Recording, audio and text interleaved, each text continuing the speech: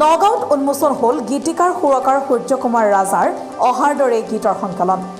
দেওবাৰে নগাঁও কিশলয় ভৱনত উন্মোচিত হয় বিশিষ্ট গীতিকাৰ সূৰ্যকুমাৰ ৰাজাৰ অহাৰ দৰে গ্ৰন্থখন। এক গাম্ভীৰ্যপূৰ্ণ অনুষ্ঠানত পাপুল পৰাই আধৰা সভাখনিত গ্ৰন্থখন উন্মোচন কৰে নগাঁও মহাবিদ্যালয়ৰ অধ্যক্ষ শৰৎ বৰকটকীয়ে। অহাৰ দৰে উভতি আঁতৰি গলা 1976 চনতে আকাশবাণী ডিব্ৰুগড় অনাতাঁৰ কেন্দ্ৰৰ গীতৰ শৰাই অনুষ্ঠানত প্ৰকাশ হৈছিল গীতটো। সেই জনপ্ৰিয় গীতটোৰ প্ৰথম শব্দ যুগলেৰে অহাৰ দৰেই গীতৰ সংকলন গ্ৰন্থখনি নামাকৰণ কৰে।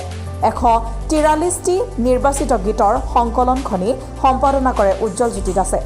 গ্ৰন্থখনৰ প্ৰকাশক তথা গীতিকাৰগৰাকীৰ পত্নী দীপা বৰা ৰাজাই গ্ৰন্থখনৰ সম্পৰ্কে এনেদৰে কয়। এই গীতটো তেওঁ প্ৰথম গীতিকাৰ হৈ পেলাই ডিব্ৰুগড় ৰেডিঅ'লৈ পঠাইছিলে। তাতে মন্দিৰা শৰ্মালাহিৰে গাইছিলে।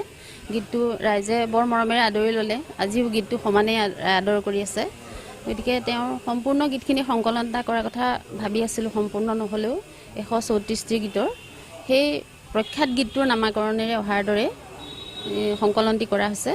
আৰু সংকলনটি সম্পাদনা কৰিছে আমাৰ সম্পাদক উজ্জ্বল জ্যোতি দাসে। আৰু আজি কিশলৰ মঞ্চত কিতাপখন উদ্বোধন কৰা হৈছে। উদ্বোধন কৰিছে আমাৰ নগাঁও মহাবিদ্যালয়ৰ অধ্যক্ষ শৰৎ বৰকটকীদেৱে।